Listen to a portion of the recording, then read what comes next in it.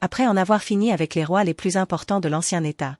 Visitez et découvrons les rois les plus importants de l'Empire du Milieu et leurs œuvres les plus importantes et apprenons l'histoire de la pyramide noire et pourquoi elle a été appelée par ce nom, la pyramide d'acier et où elle se trouve. Maintenant, mon ami, votre cadeau à la chaîne est de vous abonner à la chaîne afin que nous puissions grandir et vous présenter le monde de l'Égypte ancienne.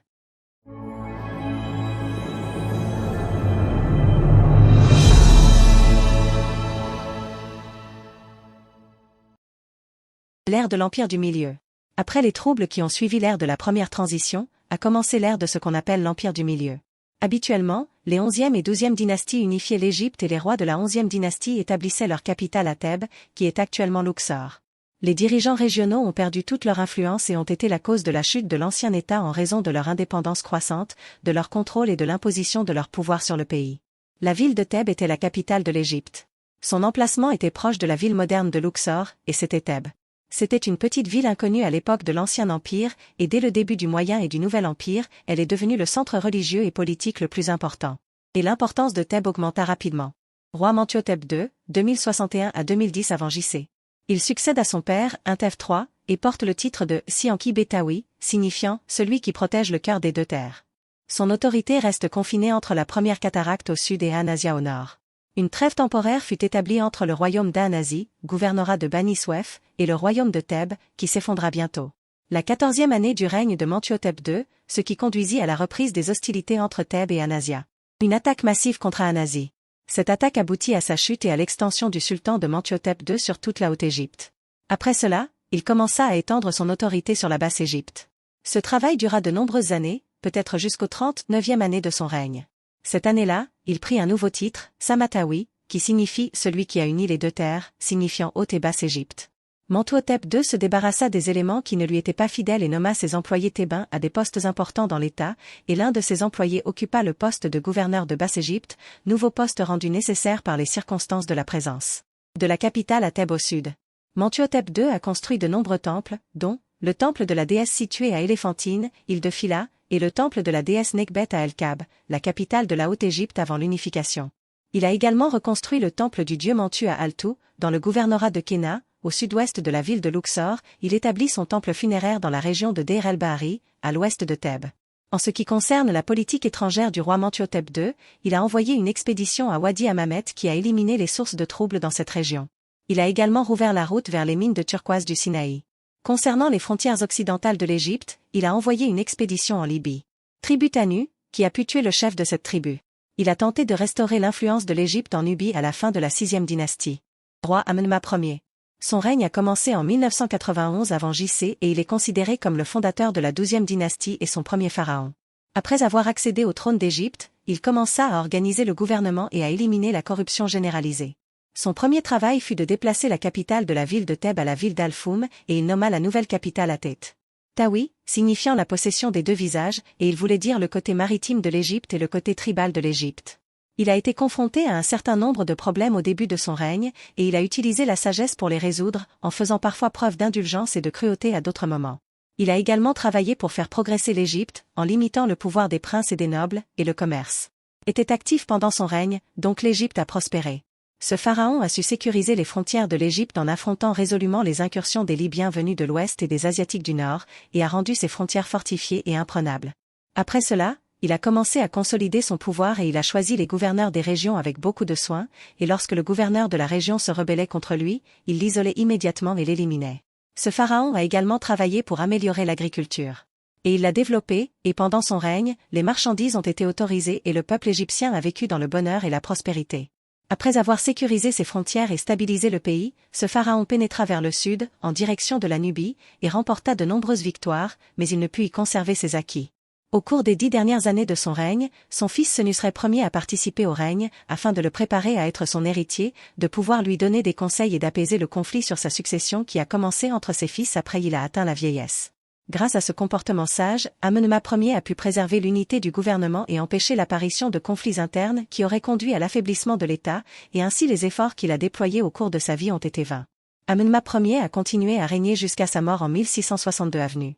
Maintenant, mon ami, par appréciation pour ce travail, soutiens-nous en t'abonnant à la chaîne et écris-nous dans les commentaires ce que tu n'aimes pas, car cela nous permettra d'éviter les erreurs et d'offrir le meilleur. Merci pour le suivi. Roi Senusret Ier. Le prince héritier Senusret participait à une campagne militaire en Libye. C'est dans cette atmosphère qu'il reçut la nouvelle de l'assassinat de son père, le roi Amenma Ier.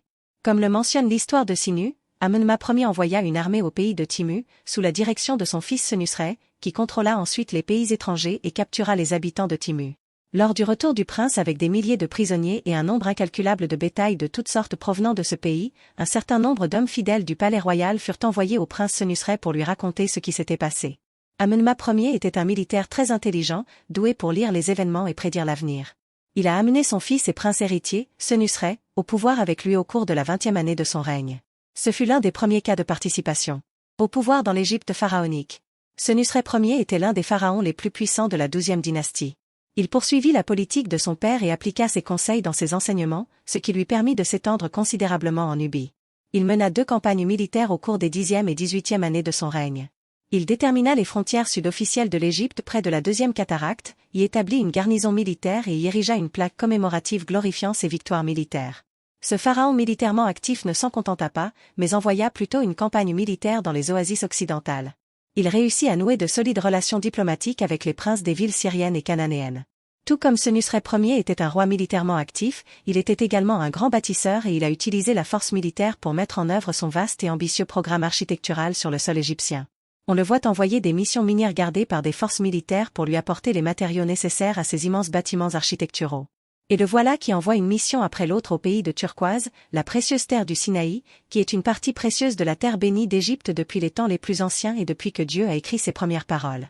La région de Wadi Hammamet, dans le désert oriental de l'Égypte, était l'une des zones dans lesquelles Senusret Ier envoya des expéditions minières, encerclées par les forces militaires égyptiennes soucieuses de la protéger. Ce roi construisit de nombreux temples dans toute l'Égypte et la Nubie. Il a construit le temple du dieu Atum dans la région d'Héliopolie, actuellement Incham et Matareya dans l'est du Caire, qui était l'un des principaux centres de culte du soleil dans l'Égypte pharaonique. Il érigea dans ce temple 2 obélisques de granit rouge ramenés des carrières de la lointaine Aswan, et l'un d'eux est encore debout à sa place, pour célébrer le 30e anniversaire de son siège sur le trône d'Égypte, la Bonne Terre, en plus de construisant son célèbre sanctuaire blanc dans les temples de Karnak, dans la ville de Luxor, dans le même but. La cabane blanche. La cabane blanche remonte historiquement au roi Senusret Ier de la 12e dynastie de l'Empire du Milieu et est située dans le temple de Karnak du musée en plein air de Luxor. La cabane blanche est faite de calcaire de bonne qualité et possède un charme et un éclat très distincts. Le sanctuaire a été construit pour reposer le bateau sacré et a été l'un des premiers sanctuaires construits à l'intérieur du temple de Karnak. La cabane a été construite pour célébrer le 30e jubilé du roi Senusret Ier, où les aspects de la célébration de cette fête étaient gravés en relief. La cabane blanche conserve encore les restes des couleurs visibles sur la corniche de cette cabane. Le plafond de la cabane blanche est soutenu par 16 colonnes, 4 au milieu puis 12 entourant les côtés de cette cabane. Il y a une base pour l'aire de repos installée au milieu de la cabane, et sur les côtés est et ouest il y a une rampe de chaque côté de la route ascendante. Sur les 2 côtés de la chapelle, vue de l'extérieur, sont gravées les provinces de l'Égypte de l'Empire du Milieu. Les provinces de Haute-Égypte sont inscrites du côté sud et les provinces de Basse-Égypte sont inscrites du côté nord. Cela nous donne des informations géographiques importantes. Sur les régions égyptiennes. La chapelle est gravée du dieu du Nil et de son épouse. Le plafond de cette cabane représente le ciel avec ses étoiles brillantes et distinctives. Le compartiment contient des détails sur le règne de Senusret Ier pendant environ 42 à 46 ans, dont 10 ans de règne conjoint avec son père, Amenma Ier. Roi Senusret III. Le roi Senusret III était l'un des 5e rois de la 12e dynastie. Il a gouverné le pays de 1878 avant JC à 1839 avant JC. Il est considéré comme l'un des plus grands rois de l'Empire du Milieu. Les Grecs l'appelaient Sésostri III. Le roi Senusret III a repris le pouvoir du pays après le roi Senusret II, suivi du roi Amenma III. Son père est le roi Senusret II et l'un de ses fils est le roi Amenma III. Le roi Senusret III a poursuivi l'expansion du royaume de l'Égypte moyenne en Nubie de 1866 à 1863 avant JC et a atteint la 3e cataracte. Il y a un obélisque qui mentionne ses réalisations militaires en Nubie et en Palestine. Il a également construit un château dans la ville phénicienne de Byblo en le Levant et a construit mon château, Semna et Kemna en Nubie. Il a établi un temple et une ville à Abydos, un autre temple à Madamud et la pyramide du roi Senusret III dans la région de Dachour, centre Badrachin, gouvernorat de Gizeh. Le roi Senusret III projetait d'établir le premier canal d'eau reliant la mer Rouge et la Méditerranée via le Nil.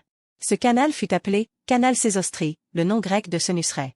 Ce canal entraîna une augmentation des échanges commerciaux avec l'Égypte et le terre de Punt et entre l'Égypte et les îles de la Méditerranée, la Crète et Chypre. Le roi Senusret III a mené au moins 4 campagnes contre les Nubiens, et sa peinture le documente au cours de la 8e année lors de ses victoires contre les Nubiens, grâce auxquelles on pense qu'il a sécurisé les frontières sud et empêché de nouvelles incursions en Égypte. A été appelée la peinture des frontières éternelles la 16e année du 3e mois de le 2e chapitre du règne du roi Senusret III dit.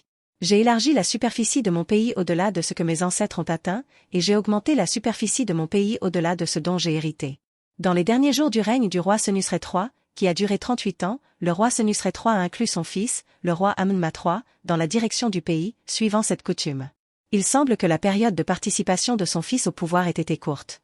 Après 38 ans de règne sur l'Égypte, le roi Senusret III mourut et son fils, le roi Amenma III, lui succéda comme roi d'Égypte. Roi Amenemhat III.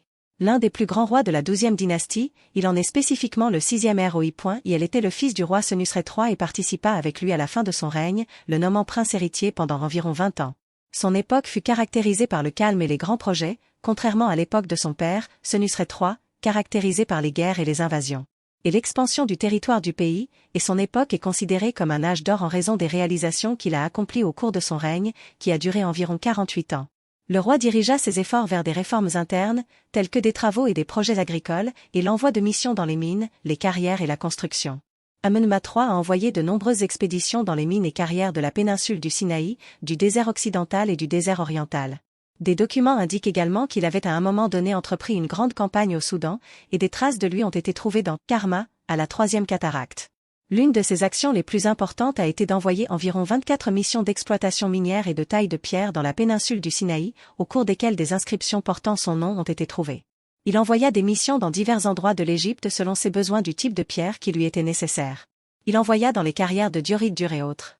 Il extrayait également le meilleur type de calcaire blanc des carrières de Torah, et une inscription portant son nom a été trouvée nous racontant sa mission en la 43e année pour obtenir la pierre point-temple en calcaire blanc du dieu Amon. La ville du Fayoum est considérée comme le témoin des projets agricoles les plus importants, dont le plus important est la construction d'un barrage pour sauver le pays du déclin du Nil.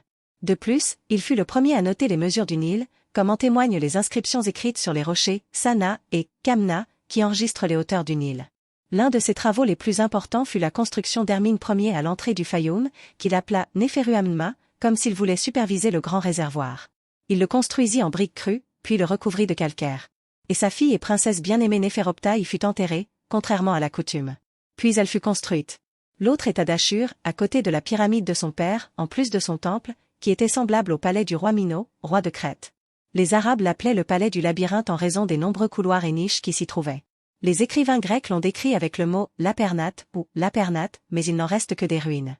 Amenma III était un homme qui forçait le peuple à le respecter et à le glorifier, non pas par la force et la violence, mais par les grands effets qu'il laissait derrière lui et qui profitaient au pays et les faisaient avancer au point de l'unir au plus grand Dieu du monde.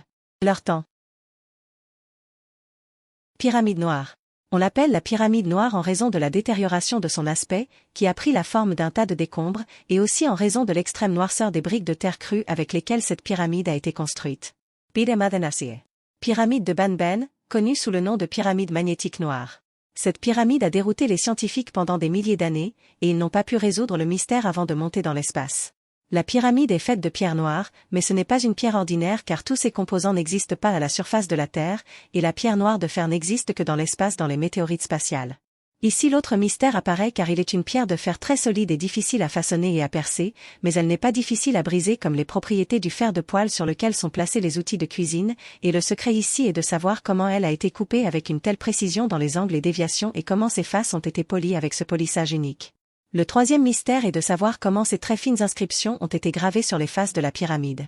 Les scientifiques ont découvert l'impossibilité de tout outil, qu'il soit ancien ou moderne, donc la gravure de ces inscriptions ne peut être réalisée sans l'utilisation d'un outil de découpe laser. C'est un autre mystère. C'est-à-dire que la pierre météorite de fer noir, grâce à la composition de ses composants, bénéficie de la transmission d'énergie électromagnétique positive. Dans son environnement, elle fait sentir à tout ce qui l'approche un confort psychologique et une extrême sérénité. Maintenant, mon ami, nous avons donné un aperçu des rois les plus importants du royaume antique et médiéval. Nous ferons une pause avec l'ère pharaonique, et dans le prochain épisode nous présenterons un épisode sur le musée copte, puis un épisode sur l'Académie des religions en Égypte, puis un épisode sur à propos de la Sainte Famille de Bethléem jusqu'à son arrivée en Égypte et des régions qu'elle a visitées et traversées. Je vous remercie de tout mon cœur d'avoir suivi la chaîne, j'espère que vous l'aimerez et j'espère que vous participerez à la chaîne.